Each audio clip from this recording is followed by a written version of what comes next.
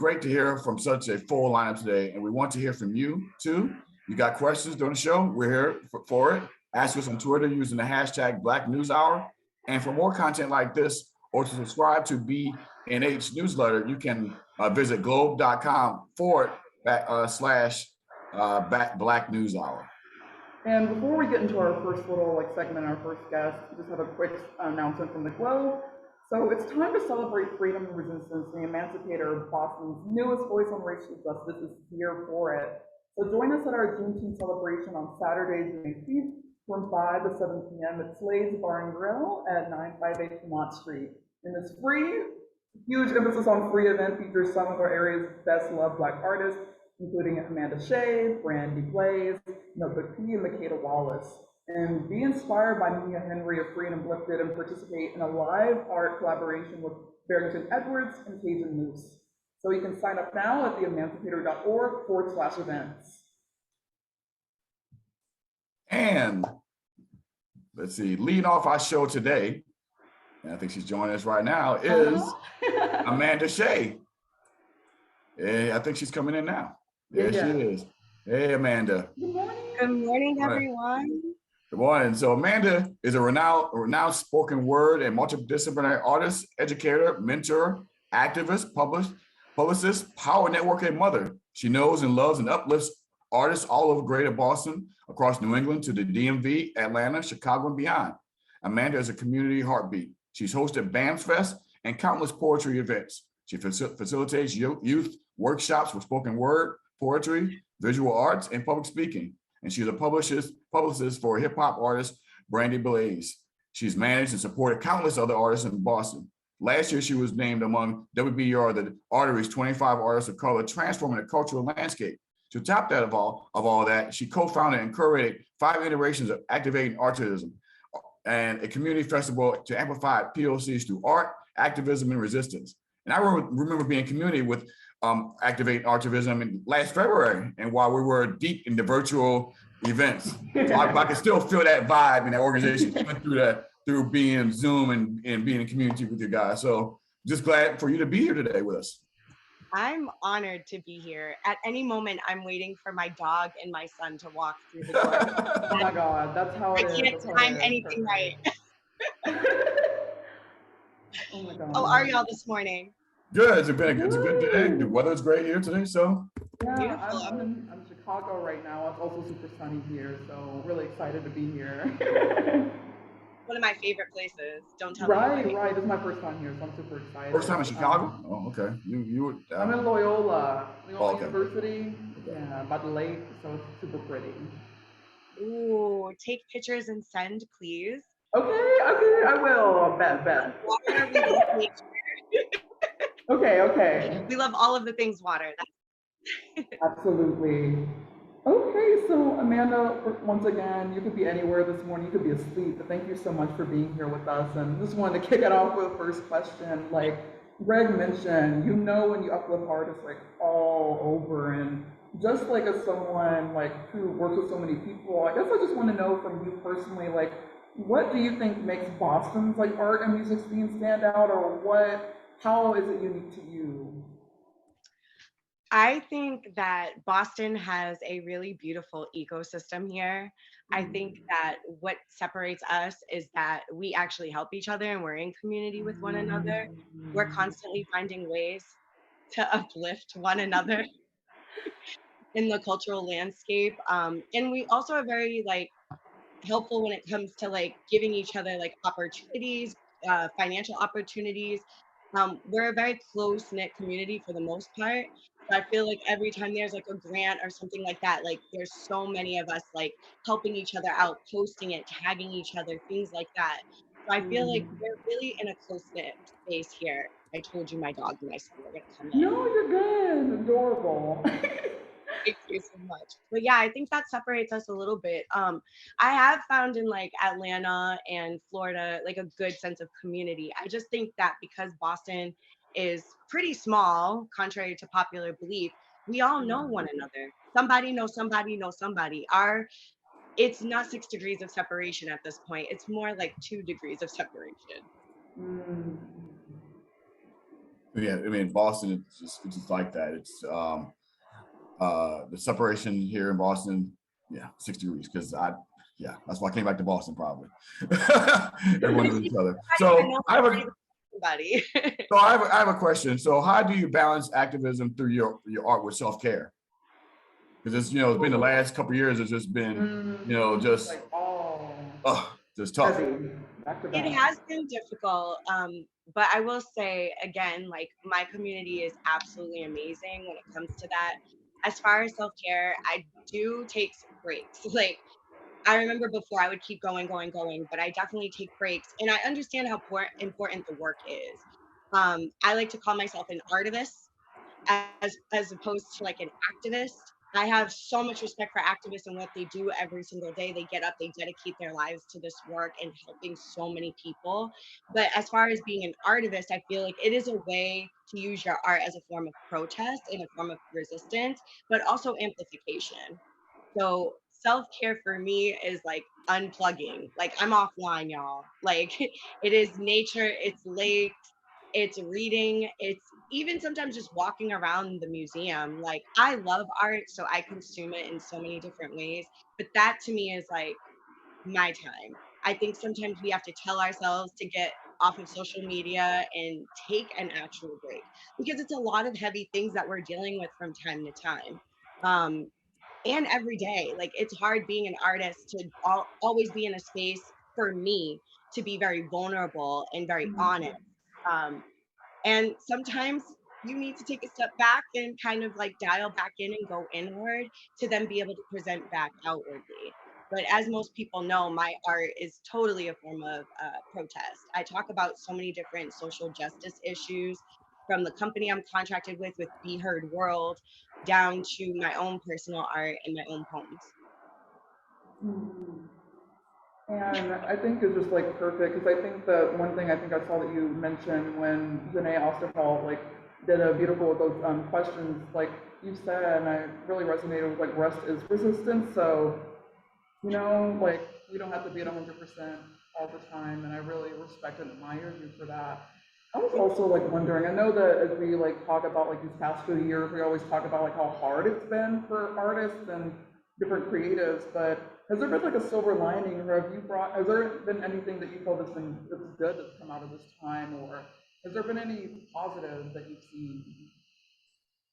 I think a sense of unity. I see a lot of healing too on an individual level. That's a beautiful thing. I think a Mm, lot of people had an opportunity in COVID to kind of go inward and do a lot of work that I don't think they slowed down and was able to do before because we live in this society where it's go, go, go, Yeah. and we have to constantly be present. So I think during COVID, I think a lot of people were able to go inward, which is a beautiful thing. I also think it gave people more creative ways of getting their art out in the world. I mean, I don't think NFTs are to credit, but I mean, that's a new form of that's a new form.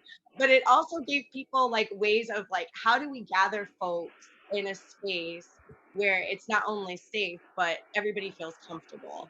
Yeah. And also for me, I feel like it I'm now thinking about like what does it look like for me to be able to be in people's space without being present.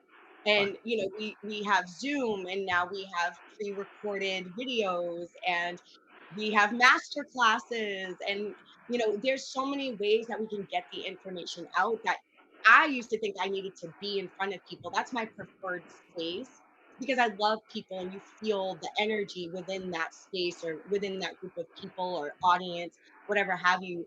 But I also think that it allowed me to be like, okay, how can I kind of package my art in a sense where the message is still getting out, but I don't feel overwhelmed and I don't feel like I'm getting too much. Yeah. And new spaces. Yeah, that's the last part. New spaces. I think people are like, oh, we lost so many platforms here, and a lot of people unfortunately didn't, you know, survive after the pandemic and some right. places had to close. So I think we're also thinking of, okay, how can we bring that back, but in a more sustainable, long, like in a long term way. Yeah, I mean, just how right now, like I guess we're trying to emerge out. I guess we're in and out. But we said we're getting ready to merge out back into getting back to this flow of things. So how are you trying to get yourself back into the flow of things? I guess we're just warm now. I guess we can get in the flow, still being careful, but how can we almost get fully back into being re-emerging back into that space? Don't take my advice. I just jump right back in it. Don't do what I did. I was just like, ta-da, here I am. I'm back. I would say do what's comfortable for you. There's no pressure. If it doesn't sit right in spirit, I'm not doing it. And that's kind of like where I'm at now. It's like if I don't feel it, if things are not in alignment within myself, I don't have any problem saying no to anything. Yes. Another way that people can, like Juneteenth at the Emancipator event, and just like at the Juneteenth Slam, we are offering hybrid type style events too. So you can have the choice of coming in person if that's what you feel safe to do. I know Kobiana is still rearing the head around here, so people are still concerned catching it, which is totally understandable. But I would say do what's comfortable for you. If wearing a mask and coming to an event indoors is going to make you feel safe, do so. If you only want to attend outside events, do so. If you kind of want to test the waters and you walked by it and you saw it, but you're like, wait, I can go on Zoom and watch, and do that too. Do what feels comfortable for you. I don't want anybody to feel pressured to be back in outside. Like everybody's like, be outside, but feel safe and comfortable in that. So I know we have like maybe time for one last quick question. I guess like as we think of Black Music Month and Juneteenth, Amanda, I was just wondering like who are you like leaning on, whether it's like ancestors or like other like giants in this field, or who do you think of during this month as we are during this month of joy, celebration, and reflection? I think about everybody as a whole, I believe. I think about all Black folk. I think I look at people like Catherine Morris, who's doing the work. I look at Sheena Collier, who's doing the work. The Shauna Bryants of the world doing the work. I just have so many people in my circle and in my community that remind me, Janae Osterholt with Beautiful Resistance, that we can be joyous. That Juneteenth is about the emancipation of slaves, and I just don't want to talk about past. We know the history, we understand the history. I want to celebrate Black joy and what that looks like. And those are some of the pillars that I look to. And even, Issa Rae, I have so many people that I look up to that I'm like, wow, they're still going and they're still doing the work and they're still telling the truth and telling these beautiful stories that need to be told. I just want to feel happy. And I think that's where we're at right now. We just want to feel happy in the moment. We have so much calamity going on in our society right now as a whole. I mean, we're still waiting for the Supreme Court to make decisions.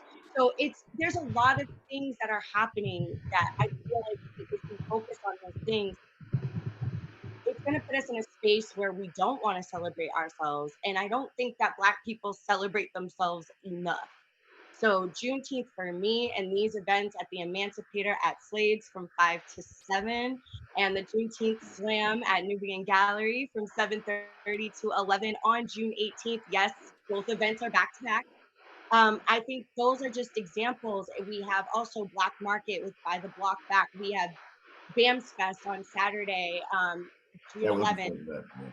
Oh my gosh, like we have so many events where we can really just celebrate ourselves and celebrate Black joy. It's just a lot. It's a lot. And these people are still going and they have families and they have all of these other responsibilities as well, but they're still pushing to ensure that we are able to celebrate one another. And I think that's what it's all about. Let's not talk about the history. We understand the history. Let's celebrate our joy. Black people just being happy.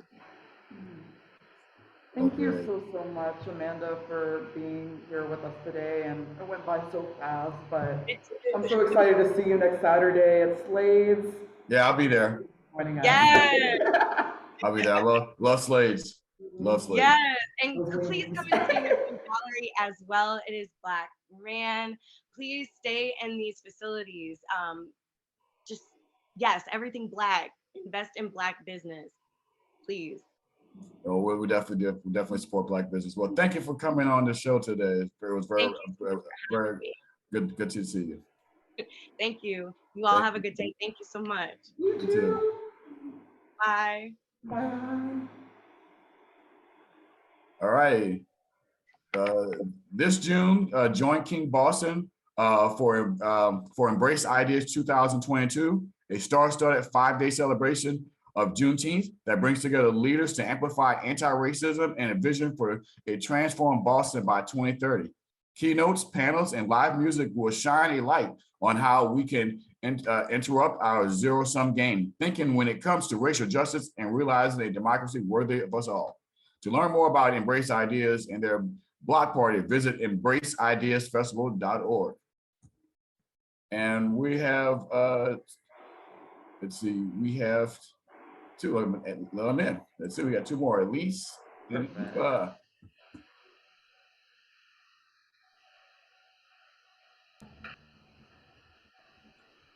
and let's see. Okay, perfect. So thank you so much for joining us. If you just tuned in, once again, my name is Tiana Woodard, and thank you for joining us for Black News Hour.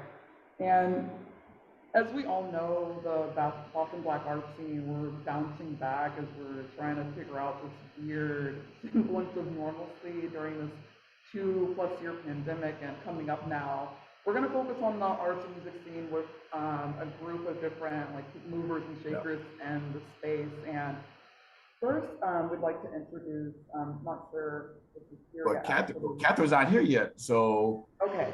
Well, we got Oompa Williams and Elise Patterson. And Elise Patterson is the artistic director of Abilities Dance Boston. So we're going to talk about dance and what she in her work. And we have Oompa. She's a nationally acclaimed Boston-born poet, rapper. No, we can't see you, Oompa, but we're good. If you can hear us, you're good. As long as we can hear you. I can hear you. Good. So sorry. It's all good. Ooh, don't worry. Don't worry. So you're a Boston-born poet, rapper, and educator who is forever representing the queer, Black, and orphanhood kids in them. She was named one of NPR's 2020 Slingshot Artists to Watch in her engaging and interactive performance style, won her the Boston Music Award for Live Act in 2019. Oh, Catherine Morris is here. So look, everyone's coming in. We're gonna introduce Catherine too. Okay, perfect. So, and then we also have Catherine T. Morris, who's the founder and artistic director of Boston Arts and Music Soul Fest, which is returning, just shameless plug, on Saturday. And that festival, which is a nonprofit organization, has built a cultural movement to break down racial and social barriers to arts, music, and culture for communities and artists of color across greater Boston and beyond. And since 2015, this fest has employed, supported, and presented over 400 local artists, provided over 350 jobs to creative entrepreneurs, activated over 25 public spaces, and attracted over 15,000 people to their programs. And Catherine, she's a proud mother, entrepreneur, visionary, and works at the intersection of arts, culture, creative place-making, and movement building. And for the last 2 decades, she spent her career supporting BIPOC artists by producing shows, creating platforms, and mobilizing and engaging local audiences to experience arts from a Black perspective. And right now, she's the new Director of Arts and Culture at the Boston Foundation, where she's leading strategic thinking, evaluation, and implementation around grant making and the ways that the foundation can best serve artists, communities, and supporters at large. Thank you all so much for being with us here today on this. Yeah, Friday thank you for morning. thank you for being community with all of us. I got a question for all of you. These last 2 years have been very hard on us in the pandemic, of course, and social justice. How have these last 2 years impacted you and also the Boston arts and music community? Because we've all been, separated. We're not together. We weren't together. So how you guys were able to do the things you do in the last couple of years? I'll start with you, Elise. So I think that Abilities was in a special place where, because we'd already embraced virtual work as a form of access, that the creation of our process didn't necessarily change. It was just a presentation. And so we did a number of different pre-recorded live stream performances with different access points so that folks could access the work. And it allowed us to grow in this time and to kind of bring more understanding of accessibility, you know, in a time where so many of us needed accessibility and we didn't before. So it was a great period for us for growth in the middle of all of the harsh realities that we were all facing with the pandemic. And Catherine. all of us. Yeah, good morning, good night, good evening, depending on how you arrive at this live stream right now. For me, two fronts. Personally, I'm a mom of a young toddler, a Black boy in America. So raising him in a pandemic, all he knows is hand sanitizer and masks, right? So trying to figure out how to adapt a human being to this world, and all they know is that was a very interesting time for the last 2 years. And then having to explain all the violence that has happened in the world, not the easiest task. For the organization, it allowed us to pause a little bit and really think about how we should show up over the next couple of years, how our work should be different, and how can we fully support Black creatives, Black artists as we work through and try to manage this pandemic, because it was going to forever change our lives. And how do we try to not fix the entire arts and culture ecosystem, but certain pipelines that have been clogged up for years that provide greater access and visibility? And Upa, what have you thought about the last couple of years in terms of just trying to stay engaged and stuff, despite all the challenges of the last couple of years? I mean, for me, I think that, you know, I walk around in my music kind of screaming, the world is on fire, the world is on fire. And then during the last 2 years, the world was on fire in the most visible way possible. And everybody believed it. So it was opportunity for me to sit down and chase joy and, you know, chase something else that mattered and find a new reason, you know, draft a new contract for living. So I think as an artist, it was a good time to sit and sort of just take your chances and make the art that you know always wanted to make, and then do make the scary decisions sometimes. You know, the business of music and art was in a scary place, and I think that for an artist who was always kind of emerging, it was important for me to while the world was quiet, make some noise. So Great. Well, Catherine, it's a big weekend for you. You know, Vance Press is returning at Franklin Park. So what the attendees can look forward to this weekend? It's gonna be a Black Wonderland. How about that? That's the best way I can describe it. That's actually what a festival patron said. It was their first time. Our theme this year is Epic Joy, all around, and how you show up is how the experience is going to be. We have 2 music stages, 19 musical artists. We have a live visual art exhibition with 8 visual artists, women representing this year. We partnered more now than ever. We partnered with Black Owned Boston to curate our vendor village, our soul food row. I mean, it's hard to find food entrepreneurs and businesses because they've closed rapidly. Yeah. But because of the determination to have access to the kind of audience we have, we were able to find nine minority-owned businesses, which is cool. And then we partnered with 67 Degrees Brewing this year to also support the food and beverage industry. And we have a couple of other activations: New England Revolution soccer team bringing their mascot, getting kids, you know, healthy with soccer. We also partner with a group of female artists who are going to do a whole activation for Black moms and their children. So this year it's go big or go home for us. But we want to ensure that we want to create a safe space for us as best as we can. The world is nuts, and Boston tends to be behind when it comes to creating those spaces on a large scale. So it's a family reunion, it's a Black Wonderland, it's an opportunity again to ensure that artists are discovered or that they are continuing to build their own platform and visibility. And it doesn't hurt to have a few headliners who co-sign on that here in Boston. So truly excited. We're expecting about 8 to 10,000 people throughout the day, which is nuts. Considering that we start off in 2018, in 2019, getting up to about 6,500 people. So to almost double that is quite a feat. That's quite Very achievement. And everyone wants to be out now. You know, they want to make sure to get out, especially after being holed in the last couple of years. So it'll be great to see. I think what SWV is your headline tomorrow night. I was Yeah, we talking got to my four. friends. Huh? We got four headliners. Four headlines, big four. We Four. got Black Alley Band from Black, DC oh yeah, Black Alley, yeah. representing Go-Go. We got Go-Go, Chelsea okay. B representing Classical Fusion.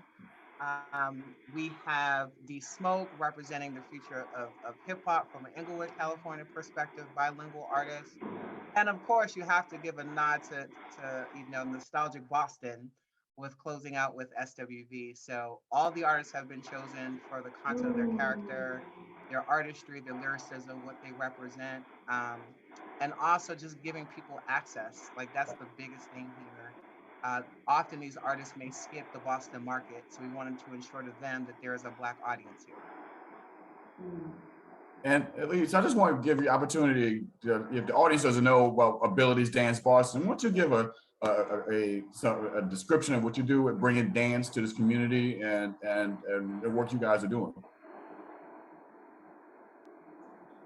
So at Abilities Dance, we use dance to promote intersectional disability rights in Greater Boston and beyond. And we have a performing company, which are adult artists with diverse identities within and outside of the disabled community that are not just dancers and choreographers, but musicians, composers, costume designer for humans and mobility aids, audio descriptions editor, a team of folks to make the work accessible and make this work possible. And then the community work where we go a little bit deeper and more ingrained into that intersectional disability work. Because our main thought is that, especially as a disabled and BIPOC-led org, oftentimes we get left out of both communities. And so this is a space where we can honor both and more identities to prove that we're here and that our needs are valid and real, and we're going to get them. Yeah, and I guess like don't want to leave Oompa out. I know we have like a question directed at you. I know that just first off, I look up to your work so much, and I know that you've like opened or have like worked with so many of my favorite artists too. So I know that like we always talk about how this like these past few years have been really hard for like artists, but I know that you like produce some really great work and just some critically acclaimed work. So I hope that you are also like reflecting on that and how you've made an impact. But like I guess I was wondering before I stop like fangirling, sorry. I guess like how have you tapped into your strengths, or are there any valuable lessons that you've learned just as an artist, or yeah, just was wondering about that or anything that you've learned these past few years. Thank you for that. Also, I'll see you this weekend. I'll be at BAMS. But in terms of, I think the thing that I learned is that people will prescribe you your weaknesses your entire life, and they can remain your weakness and sort of dictate your future. But I think over the last few years, what I've really leaned into, and not in this way that's just cheeky and cliches, I've leaned into what I think what have been my weaknesses, what people have prescribed as weaknesses, and been like, oh, okay, I'm turning those into my superpowers. I'm turning those into my strengths, and letting them kind of just become a part of me and lead the way for me. So I think in that, I've been discovering who I am a lot in music, and that feels powerful. And I've just been leading with exactly who I am, take it or leave it, and that feels like some kind of wisdom that somebody tried to give me a long time ago that I didn't know how to hear until now. So Absolutely. I hope I answered the question. Yeah. No, you did. I was kind of rambling because I was just like, wow, I'm with like Oompa. So I was like, dang. Oh, much appreciated. She was like the fangirl, so she's like, yeah. Oh, that's so sweet. Thank you. And 100%. I hope that you, I know that things are hard for artists, but I hope that you also bask in your greatness and hope that I can remind you of that. Yeah, thank you. Yeah. Oh, and also like Oompa, you started off in the Boston Slam poetry scene. So what was it like when you began that? because you have very talents, music, poetry, you just do it all. So talk about your work in the poetry scene, the poetry area. I think the poetry scene gave me my legs. It gave me my performance legs. When it's just you, a story, a microphone, no props, no music, no nothing, you gotta come with something worth hearing. So I think I spent a lot of time just trying to figure out what it is that I wanted to say and how I wanted to be heard. And it made it easier for me when I decided to now I have a 10-piece band. I got dancers, graphics, all kind of stuff. The more the capacity of the space, the more I'm gonna use it. Yeah. But in order to get there, I think I had to be comfortable on stage with just me and my words and me and what I brought so that I could build something worth watching eventually, when it came to all those different things. So it helped a lot. I think it helped a lot to just have a baseline and being able to like use words in a way that felt meaningful to me. And then create some showwomanship around it. One thing that I guess I was curious about from all of you, I guess like, what do you think within, I guess like the arts and music scene in Boston? I guess like, what do you feel that needs work or that people should be like turning more attention to? Like, what's missing or, yeah, just what needs more work or what do we need more of here? Money. Mhm. Money. Money. And it's here. Yeah, it is here. I totally agree with Oompa. Of course, my biggest thing is space. We don't have enough spaces. We need to own them outright. But we need more cultural spaces. We don't have them. And so everyone's being pushed out in ways that they shouldn't be. And especially displacement for artists, we need more housing. Without artists, the city doesn't flourish. That's just my humble opinion. So you have to put in the basic needs have to be met. Food, water, security, housing, like that has to happen. And there's not enough of that in the city of Boston, despite all this real estate happening.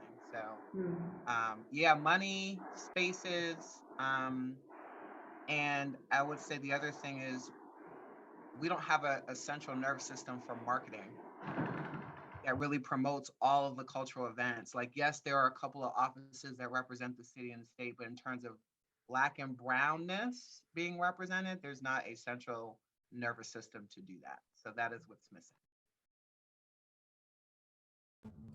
You have a response, Lise? You have something? You have any additional thoughts to that?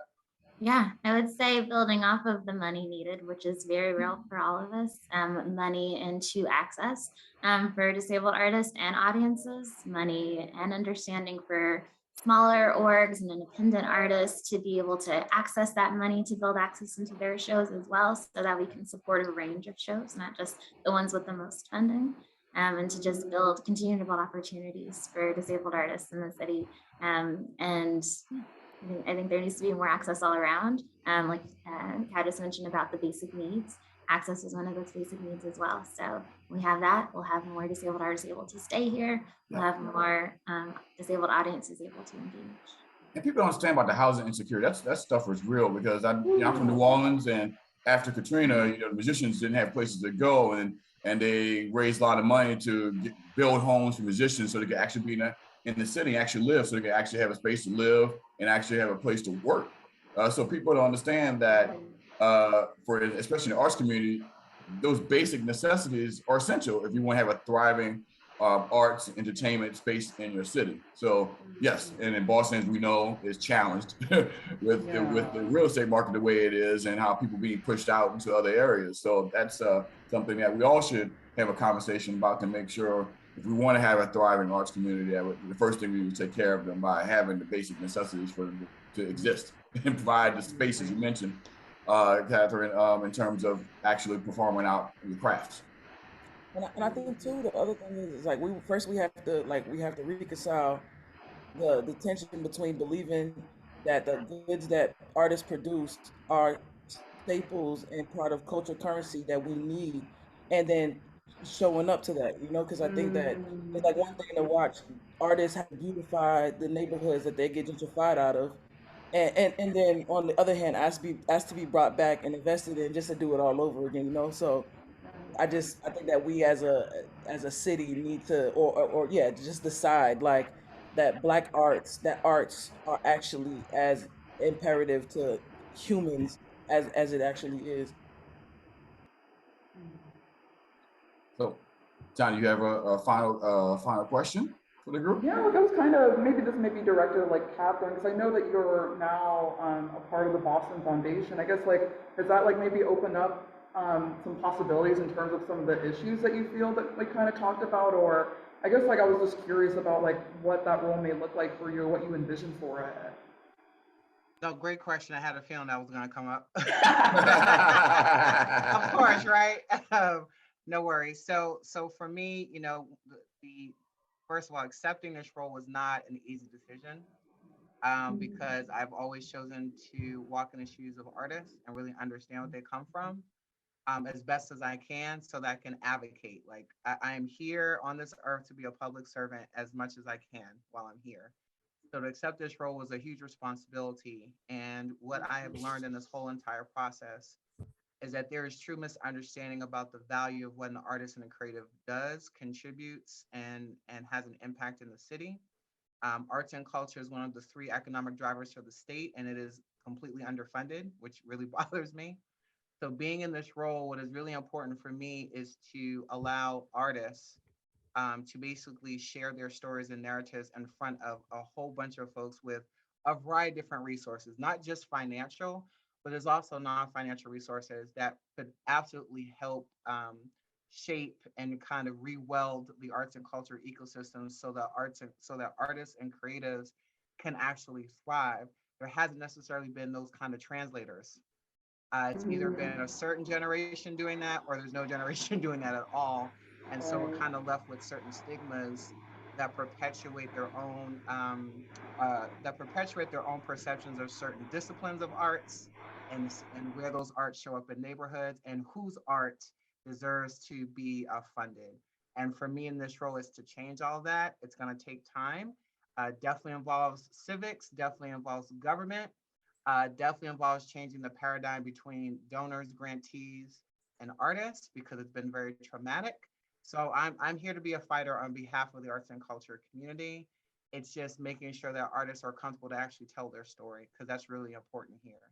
And the other thing is that, to that point I made earlier about space, um, there are folks who want to perform in it, activate it, and that's great. But we have few and few folks who want to own it.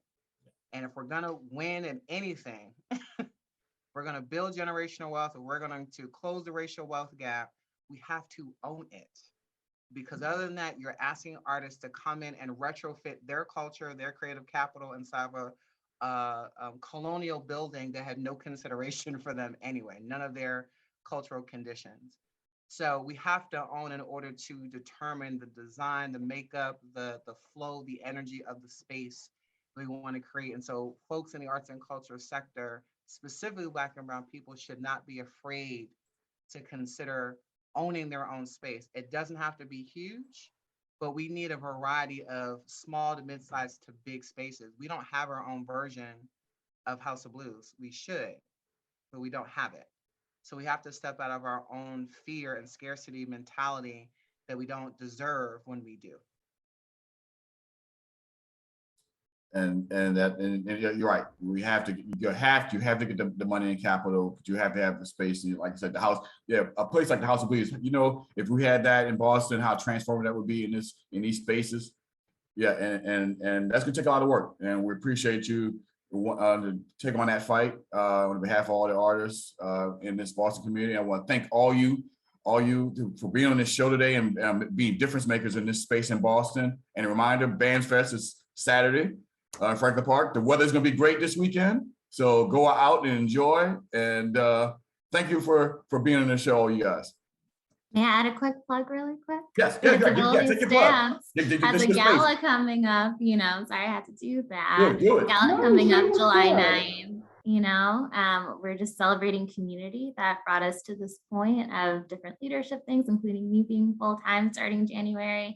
and our board chair Nicole stepping down and honoring her. So we just want to celebrate all of our community in this time. And also another quick plug too, talked about disability work, but that is also a part of racial equity work. All of this work is intertwined. We cannot forget one without the other, and encouraging especially our non-disabled BIPOC leaders to really think about that and to think about how they can make their racial equity work more accessible for those of us at the intersections. Great, Thank you. great. Thank you for making that important Thank you so information to all of us, much. sharing that with all of us. Thank you all. Have a great day. And Bands Fest is going to be fun. And the weather's going to be great. Amen. I see you all on Saturday. See you guys. All right. The Roxbury International Film Festival returns June 23rd to July 2nd, in person and virtually. This Black women-led and volunteer-run festival is the largest film festival in New England, celebrating people of color from around the world. You enjoy film screenings from all genres, plus workshops, panel discussions, and more. Learn more now at roxfilmfest.com. And we're going to bring in our next guest. Yeah. Oh my God, it's already almost the end of the hour. Yeah, I know. kinda It goes by fast. We have great conversations. I know.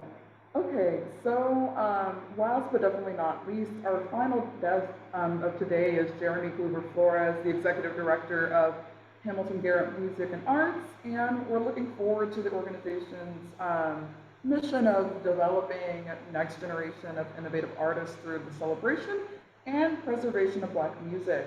So as a music producer, educator, scholar, and entrepreneur, Gruber began her musical journey as actually one of the charter students at this academy itself. And at the academy, she gained a strong musical foundation that later prepared her for acceptance into the Boston Arts Academy, which is the city's only school for performing and creative arts. And there she made history as the first female pianist accepted into the school. And now as an arts activist and educator, Gruber's a scholar in the music of the African diaspora, primarily in North and Latin America. And in 2016, she founded Jeremy Gruber Presents Incorporated, which is a collective of global artists with a mission to preserve and present the music of the African diaspora through education and innovative technology. Ooh, sorry, it's the morning. Welcome to the show, Jeremy. Thank you so much for being here.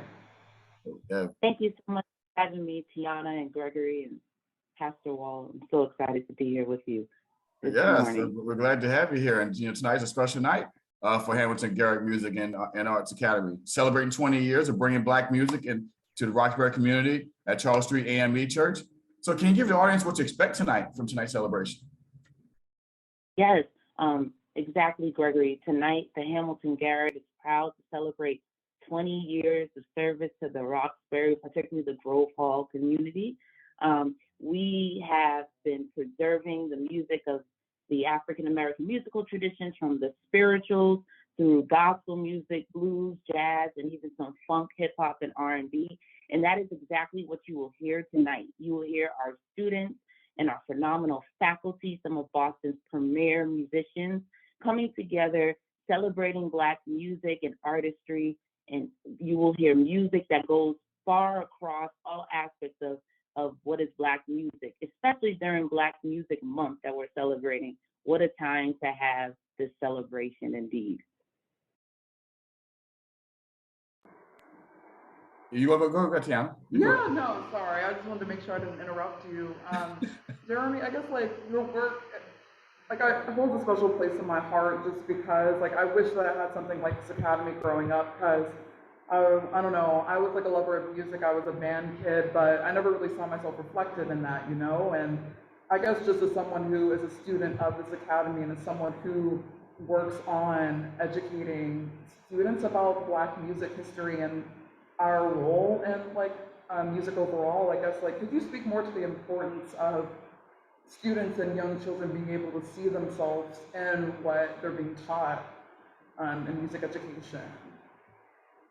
Yes, that is a great question. You know, culturally responsive education, or having students have the ability to see themselves through what they're studying, is so empowering. I can speak for myself as a student who was in the Hamilton Garrett as a young child. I had this desire to want to learn music.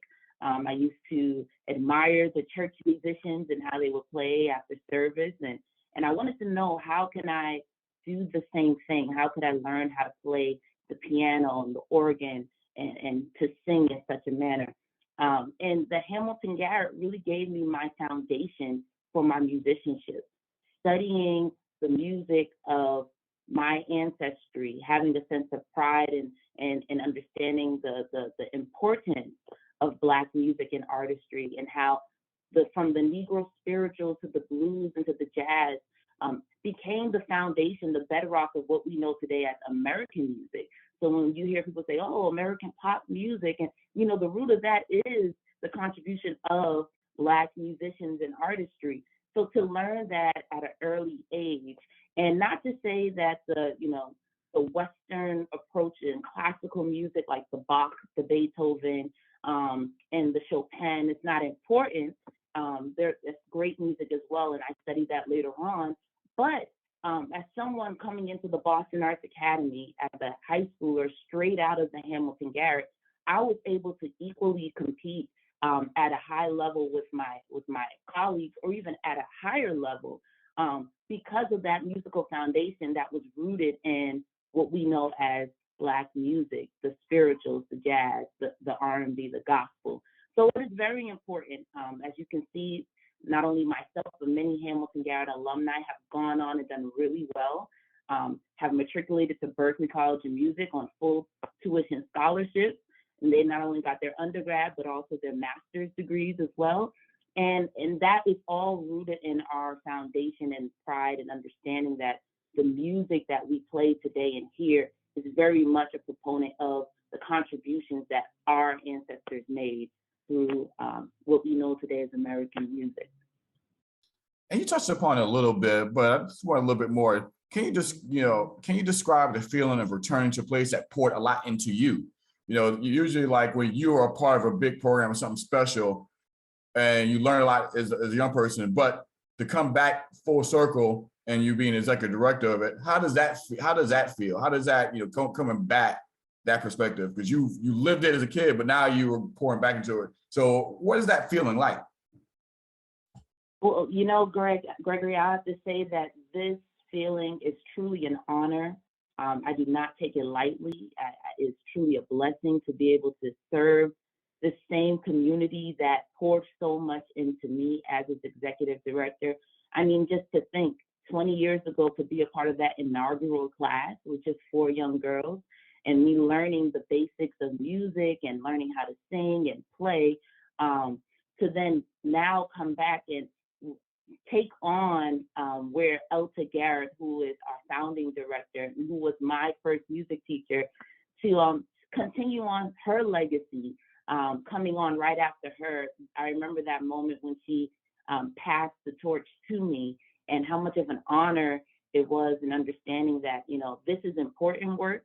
And through me coming back and serving as the executive director, I just want to make sure that every single child within Roxbury, Mattapan, Dorchester, just greater Boston, who come from our community, have the opportunity to receive high caliber formal music education that we provide at the Hamilton Garrett, and set them off for a future and success, whether it's in music or just being a wonderful citizen in the greater Boston area.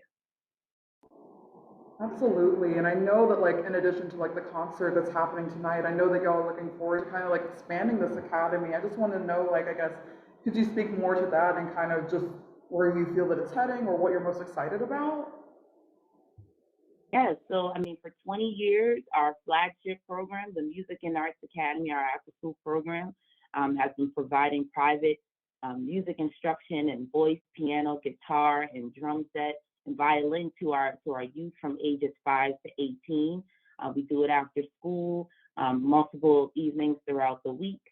We were once holding it at the Charles Street AME Church in their Sunday school classrooms, and another part, even in the sanctuary, we had classes.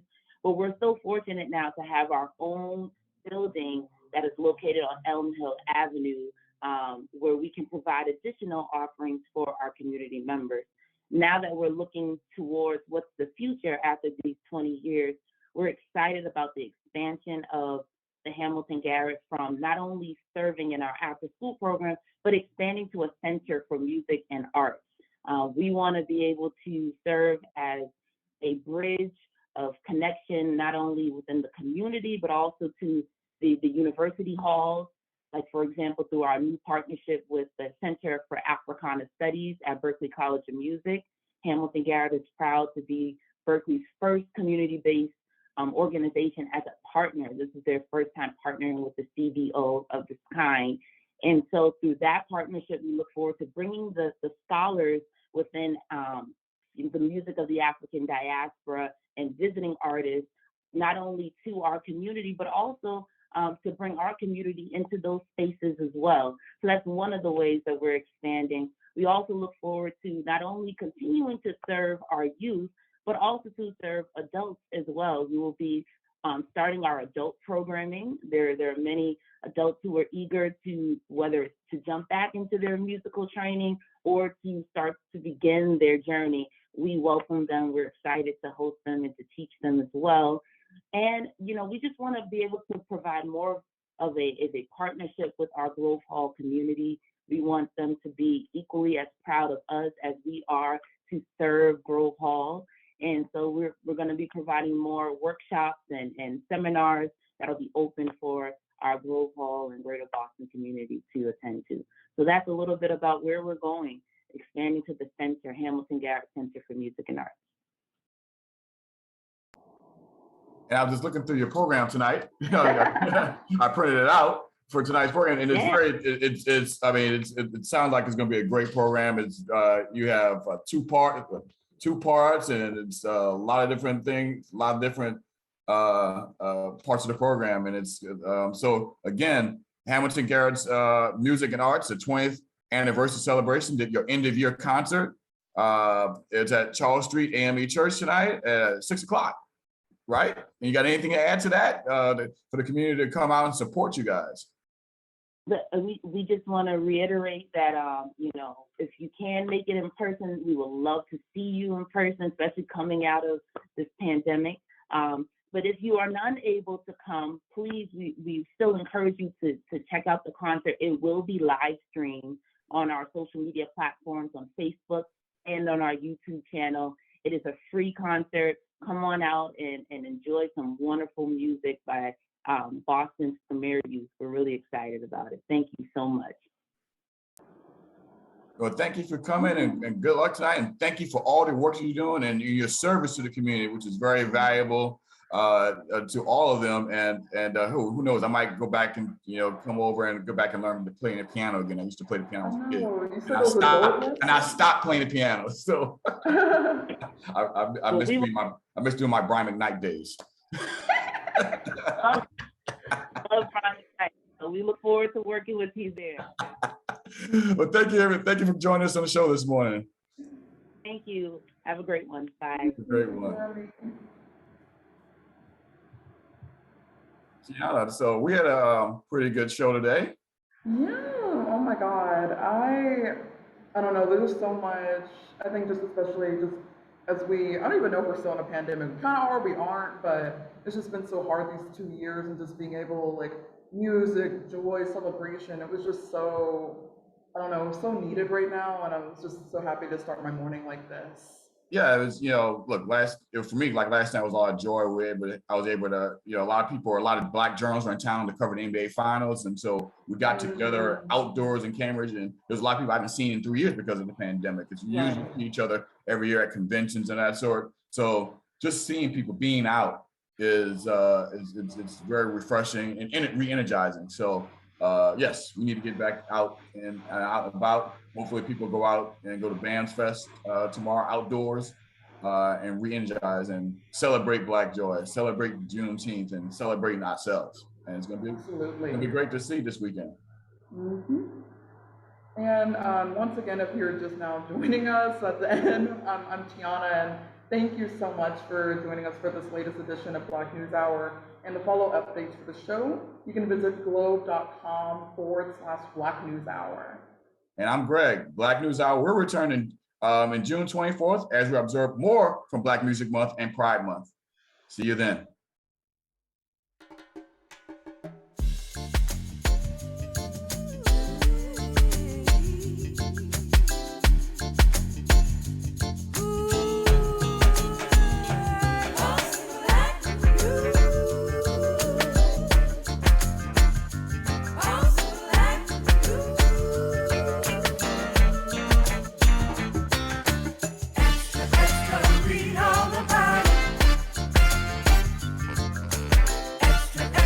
Tune in to see our